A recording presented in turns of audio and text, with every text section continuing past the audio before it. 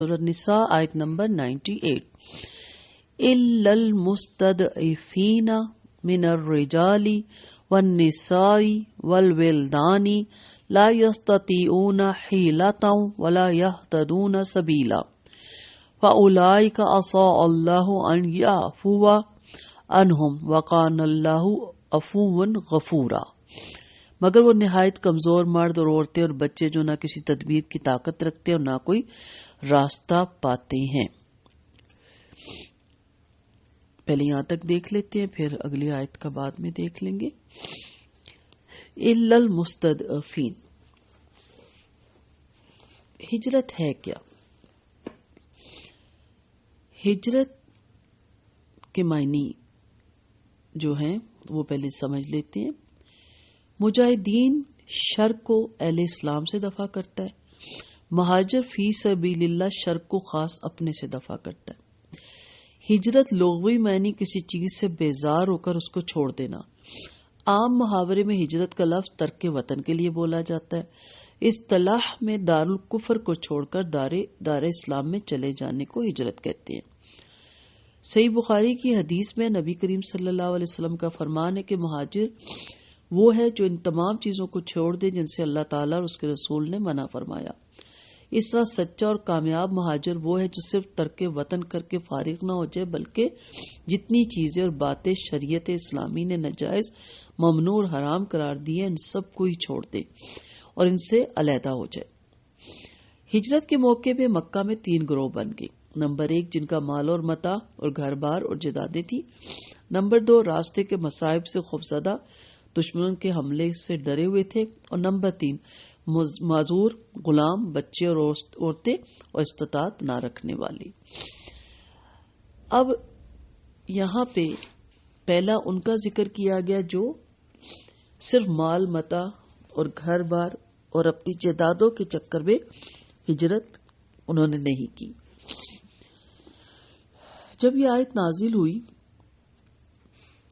تو حضرت جندب بن حمزہ نے سن کر اپنے بیٹوں کو بلا کر کہا کہ اگرچہ میں نہایت ضعیف اور مریض ہوں تاہم راستے سے تو واقف ہوں، میں مشرکین میں کی زمین پہ شام تک نہیں رہنا پسند کرتا کہ مجھے موت ہی نہ آ جائے اور عذاب الہی میں گرفتار نہ ہو جاؤں، مجھے پلنگ پر لٹا کر مدینہ لے چلو۔ بیٹوں نے حکم کی تعمیل کی۔ تنیم جو مکہ سے 3 میل دور تھا وفات پا گئی، اور اس پہ بھی یہ آیت نازل ہوئی کہ اللہ تعالیٰ انہیں نہیں اس پہ شامل کرے گا جو معذور تھے، بیمار تھے، پریشان حال تھے۔ ہجرت سے بہت زیادہ فائدے ہوتے ہیں، بہت زیادہ، یہ آگے اگلی آیت میں ہم دیکھیں گے۔ تو اس آیت میں ان لوگوں کو مستثنی قرار دیا جو واقعی بے بس اور معذور تھے اور ہجرت نہیں کر سکتے تھے۔ ابن عباس رضی اللہ عنہ فرماتے میری والدہ ان لوگوں میں سے تھے جنہیں اللہ تعالیٰ نے معذور قرار دے دیا۔ ان لوگوں میں عیاش بن ابی ربیعہ اور سلمہ بن ہشام وغیرہ بھی شامل تھے جن کے حق میں آپ صلی اللہ علیہ وسلم نے کفار کے پنجے سے نجات کے لیے دعا کی تھی۔ ابن عباس کی والدہ ام الفضل بنت الحارث ہے اور ان کا نام لبابہ ہے جو ام المومنین میمونہ بنت الحارث کی بہن تھی۔ بنت حارث 9 بہنیں تھیں، ان میں سے ایک اسما بن امیس مسمیہ تھی جو ماں کی طرف سے میمونہ کی بہن تھی، اور جعفر بن ابی طالب رضی اللہ عنہ کی بیوی۔ جعفر رضی اللہ عنہ کے بعد ابوبکر صدیق رضی اللہ عنہ نے ان سے نکاح کر لیا، اور ابوبکر رضی اللہ عنہ کے بعد حضرت علی رضی اللہ عنہ کے نکاح میں آئی تھی۔ جو مسلمان فی الواقعہ کمزور تھے اور ہجرت کرنے کی کوئی راہ نظر نہیں آ رہی تھی، مستضعفینہ یا کمزور سے مراد وہ لوگ جو فی الحقیقت معذور ہوں، جیسے بیمار، بچے، بوڑھے، عورتیں اور کافر کی قید میں پڑے ہوئے مسلمان۔ وسائل محدود ہونے سے یہ مراد ہے کہ ان کے پاس نہ کوئی سواری کا بندوبست ہو، نہ وہ پیدل سفر کی مشقت اٹھانے کے قابل ہو۔ انہیں اللہ تعالیٰ نے مزجہ بالا گروہ سے مستثنی قرار دیا اور ان کی ہجرت نہ کرنے کی قصور کی معافی کا وعدہ فرمایا۔ چنانچہ سیدنا ابن عباس رضی اللہ عنہ فرمایا کرتے تھے کہ میں اور میری ماں ایسے لوگوں میں سے تھے جسے اللہ نے معذور رکھا۔ نیز ولید بن ولید، سلمہ بن ہشام، عیاش بن ابی ربیعہ اور کئی دوسرے ناتواں مسلمان بھی تھے جن کی نجات کے لیے نبی کریم صلی اللہ علیہ وسلم نماز میں رکوع کے بعد دعا کیا کرتے تھے۔ سورۃ النساء آیت نمبر 99، فَأُولَٰئِکَ عَسَىٰ اللَّهُ أَن يَعْفُوَ عَنْهُمْ وَكَانَ اللَّهُ عَفُوًّا غَفُورًا۔ قریب ہے کہ اللہ انہیں معاف کر دے، اور اللہ ہمیشہ سے بے حد معاف کرنے والا، نہایت بخشنے والا ہے۔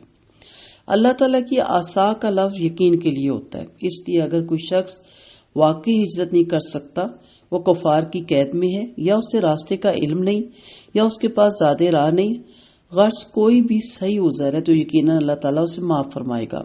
مگر اللہ تعالیٰ کی طرف سے امید کے انداز میں بات کرنے میں حکمت بھی ہے کہ بندہ بے خوف نہ ہو جائے، یعنی ایشو نہ بنائے، ہر چیز کو بہانہ نہ بنائے۔ جیسا کہ آپ پچھلی آیات میں بھی دیکھ رہے ہیں کہ ہجرت کے بارے میں کتنی تفصیل سے بتایا گیا، اس کا ریزن کیا ہے۔ پہلی تو بات ہے کہ ہجرت کے مقاصد اور ضرورت ذہن میں رکھنی چاہیے۔ ہجرت اس لیے فرض کی گئی کہ ایک تو مسلمان کفار کے تشدد سے آزاد ہو کر اپنے اسلامی شعائر آزادی کے ساتھ بجا لا سکے، اور دوسرا اس لیے کہ مدینہ کی طرف ہجرت کر کے مسلمانوں کی اجتماعی قوت کے لیے مددگار ثابت ہوں۔ پھر جب مکہ فتح ہو گیا اور پورے خطہ عرب میں اسلام کا بول بالا ہو گیا تو پھر ہجرت کی ضرورت نہیں رہی، جیسے کہ کئی حدیث صحیحہ سے ثابت ہے۔ لیکن اس کا مطلب یہ بھی نہیں کہ اب تا قیامت ہجرت فرض نہیں، بلکہ جب بھی دوبارہ ایسا موقع پیدا ہو جائے کہ کسی علاقے میں مسلمانوں کو اپنے شاعر اسلام کو بجا لانے میں مشکل ہو رہا، تو مسلمانوں کو کوئی ایسا خطہ تلاش کرنا چاہیے جہاں انہیں آزادی سے شاعر اسلام بجا لانے کی سہولت میسر، اور اپنے میں سے کوئی امیر منتخب کر کے اس طرف ہجرت کرنا اور اپنی اجتماعی قوت کو مرکوز کرنا اور پھر جہاد کرنا سب کچھ فرض ہو جائے گا۔ بلکہ اگر بنظر غور کیا جائے تو ہجرت بھی جہاد ہی کا ایک حصہ ہوتی ہے۔ پھر جب اس علاقے میں اسلام کا غلبہ ہو جائے تو وہاں بھی ہجرت کی ضرورت باقی نہیں رہتی۔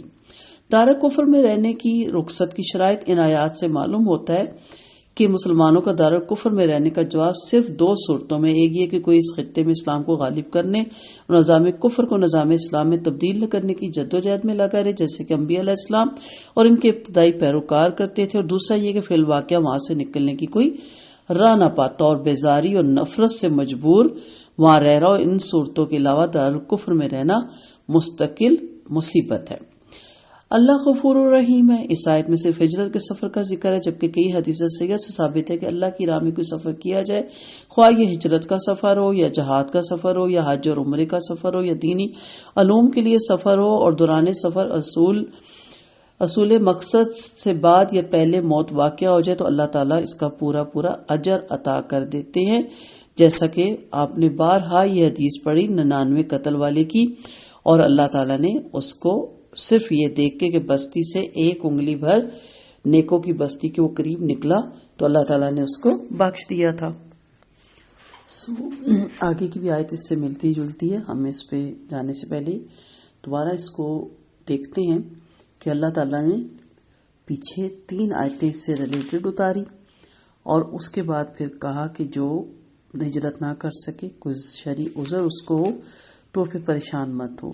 یاد رکھیں کہ اللہ تعالیٰ جانتا ہے، اللہ سے امید رکھنی چاہیے، بلکہ یقین رکھنا چاہیے اگر شرعی عذر واقعی شرعی عذر تھا، نہ کہ آپ نے خود گڑھ لیا ہو یا کوئی آپ نے ہلا سازی کی ہو، تو پھر اور یہاں پہ جیسے میں نے شروع میں کہا نا کہ یقین ہی کہنا چاہیے، لیکن امید کا بھی ترجمہ کیا گیا تاکہ ایک انسان بالکل ہی ریلیکس ہو کے نہ بیٹھ جائے، پوری کوشش کرے جتنی اس میں طاقت ہے سکت ہے کہ وہ کسی نہ کسی طرح ہجرت کرے اور وہاں سے نکلنے کی کوشش کرے، جیسے کہ ہم نے پیچھے ایک حدیث میں بھی پڑھا حضرت جندب بن حمزہ کا، کہ انہوں نے اپنے بیٹے سے کیا کہا کہ ہم مجھے اٹھاؤ چرپائی پہ، مجھے لے کے چلو، حالانکہ وہ بیمار تھے، ایک شرعی عذر تھا، لیکن انہوں نے کہا کہ میں کافروں کی زمین پہ مرنا نہیں چاہتا، اور جب وہ وہاں راستے میں پہنچے تو ان کا انتقال ہو گیا۔ اسی طرح اگر اس کو سامنے رکھیں تو دین کے کاموں میں بھی بلا وجہ کے بہانے نہیں گڑنے چاہیے، انسان کرنا چاہے تو سب کچھ کر لیتا۔ ہم خواتین دیکھیں، جو بات ہمارے من میں سما جائے، ہم نے منوانی ہو شوہر سے یا گھر والوں سے، یا ہم نے کرنی ہو، تو ہم اس کے لیے کوئی نہ کوئی راستے نکال لیتے ہیں۔ لیکن جب دین کی بات آتی ہے یا پردے کی بات آتی ہے تو ہم کہتے ہیں ہسبینڈ کو نہیں پسند اور دین کے کام کو فرصت نہیں ملتی، آپ سو لکی ہیں، آپ پتہ نہیں کیسے ٹائم نکال لیتی ہیں، ہم پہ تو اتنی ذمہ داریاں، فارغ کوئی بھی نہیں ہوتا۔ اصل یہ ہوتا ہے کہ کون شرعی عذر لے کے بیٹھا اور کون عذر گھڑ رہا ہے. تو یاد رکھیں کہ فرض کفایہ ہے جہاد اور دین کا کام. کچھ بھی لوگ بستی کے کر سکتے ہیں، لیکن دین پہ عمل کرنا سب پہ فرض ہے. اس کو چھوڑنے والا کبھی بھی یہ نہ سمجھے کہ یہ بھی میرے پہ فرض نہیں ہے. دوسرا، ایز اے امت وسط ہمیں کہا گیا بہترین امت، ہم پہ ویسے ہی فرض ہو جاتا ہے کہ ہم اپنی استطاعت کے اندر رہ کے دین کا کام، اس کی اشاعت کرتے رہے، اپنے بچوں تک، اپنی نسلوں تک ایک صحیح بہترین دین جو کہ قرآن و سنت کے مطابق ہے وہ چھوڑ کے جائیں، تاکہ ہمارے لیے پیچھے رہتی دنیا تک صدقہ جاریہ ہو اور اسلام اسی طرح غلبہ حاصل کرے اور سب کے دلوں تک، سب کے ہاتھوں تک ہم قرآن پہنچا سکیں. وآخر دعوانا ان الحمد للہ رب العالمین.